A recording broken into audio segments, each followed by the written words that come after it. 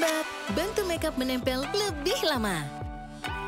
Diva Beauty Drink dengan kolagen aktif, elastin, dan vitamin E. Kulit cerah, lembab, dan kencang. 2 botol sehari.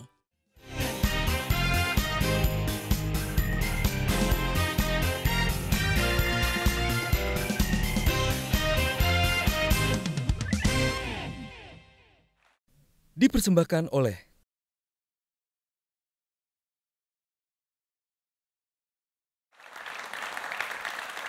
Jika bertemu dengannya, apa yang ingin Anda tanyakan tentang KPK, kepolisian, atau presiden? Benarkah jabatannya sebagai juru bicara adalah posisi penting bagi lembaganya? Ya, menghadapi berondongan pertanyaan dari wartawan.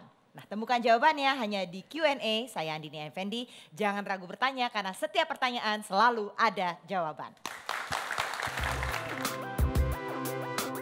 Johan Budi Sabto Prabowo adalah orang lama di Komisi Pemberantasan Korupsi. Dia sempat menjadi juru bicara pada periode 2006 sampai 2014. Setelah itu menjadi Deputi Pencegahan KPK sejak 2014 hingga akhirnya dilantik sebagai pimpinan sementara. Nama Johan Budi kembali berhembus. Kali itu bukan di KPK, tetapi di lingkungan istana. Ia ditunjuk oleh Presiden Joko Widodo untuk menjadi staf khusus sebagai juru bicara. Mas kan juru bicara presiden. Presiden adalah pemegang kekuasaan pemerintah tertinggi. Mas Johan ini juru bicara presiden saja atau juru bicara pemerintahan?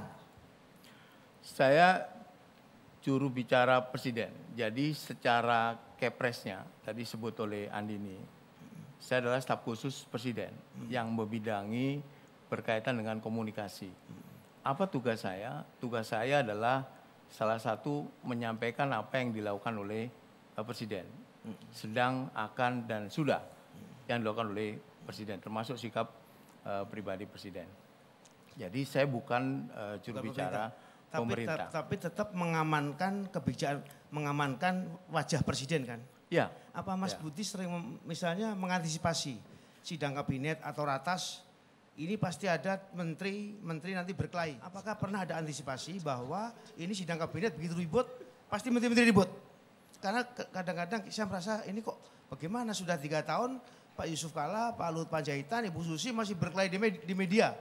Ini apa ada nggak Mas? Ada antisipasi dari juru bicara? Apa yang saya lakukan ketika ada presiden menyebut sebagai kegaduhan, ya, quote unquote. Sebelum soal ada tenggelam dan tidak tenggelam yang tadi disampaikan oleh Mas Kris, kita ke belakang sebentar. Waktu itu juga ada kan, antar satu menteri dengan menteri yang lain begitu keras ya.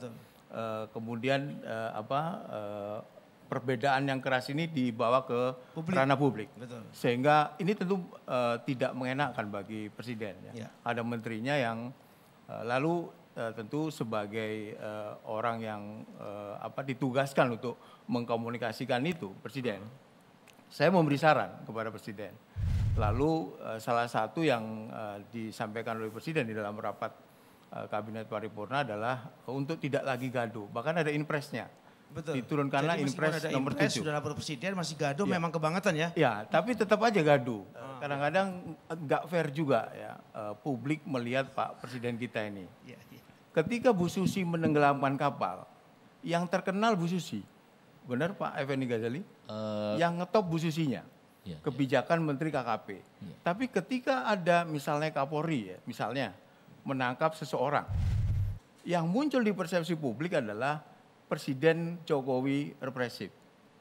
Padahal dua hal ini dilakukan oleh pembantunya, sama. Febri Diansyah telah aktif menjadi pegiat anti korupsi sejak masih berstatus mahasiswa. Selama kuliah, Febri aktif di Lembaga Pengawasan Peradilan di Yogyakarta, Indonesia Court Monitoring.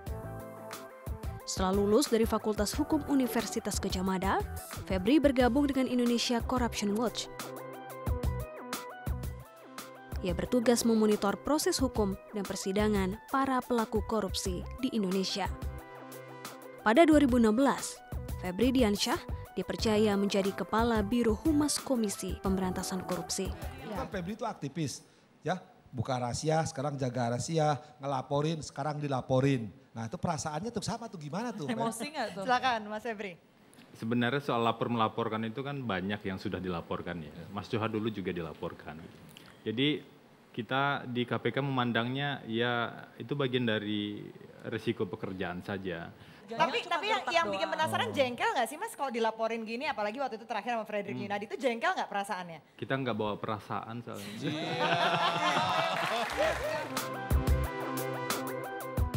Irjen Pol Setio Wasisto mulai menjabat sebagai Kepala Divisi Humas Mabes Polri sejak April 2017.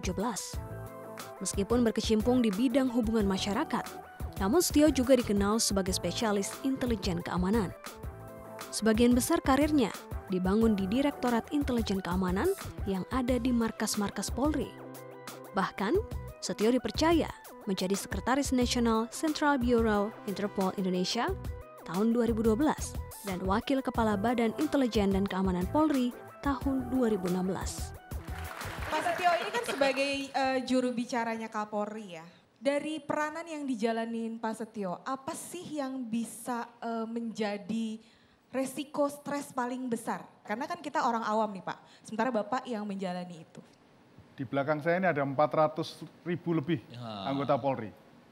Ya, saya berbicara atas nama Polri. Oleh sebab itu pernah ada teman saya yang mengatakan, kamu kalau ngomong terlalu lambat itu. Kamu ngomongnya kurang cepat. Memang teman saya presenter, salah satu TV Suarta. Nah, yang mungkin kalau membuat stres adalah ketika ada yang ditanya satu kasus, sementara penyidiknya belum memberikan informasi ke kita. Karena bersama-sama nih dengan kedua jubir yang lain, kalau tim pencari fakta itu dengan KPK itu disambut nggak? Atau ada gagasan mengiyakan, kemudian Pak Presiden juga menyambut baik nggak? Itu kan dalam rangka membantu Polri supaya masalah ini cepat selesai gitu ya Pak Kris tadi? Iya. Lebih dari 9 bulan yang lalu lah. Bagi kami apa yang terjadi 11 April 2017 itu masih ingat secara persis ya. Dan kami juga kita juga lihat bersama waktu itu Pak Kapolri dan Pak Kapolda Metro Jaya juga datang dan juga menyampaikan pada publik bahwa kita akan cari pelakunya. Bahkan Presiden sangat tegas saat itu. Terkait dengan tim gabungan pencari fakta TGPF tersebut, teman-teman koalisi masyarakat sipil pada saat itu datang dan kita diskusi panjang. Konsep besarnya sama seperti yang disampaikan tadi bahwa ini untuk mendukung kerja yang dilakukan oleh Polri. Tapi memang itu masih dibicarakan lebih lanjut di internal KPK. Sekarang belum ada keputusan. Belum ada keputusan dan saya kira kalaupun untuk sampai ke belum ada keputusan gitu. Dipersembahkan oleh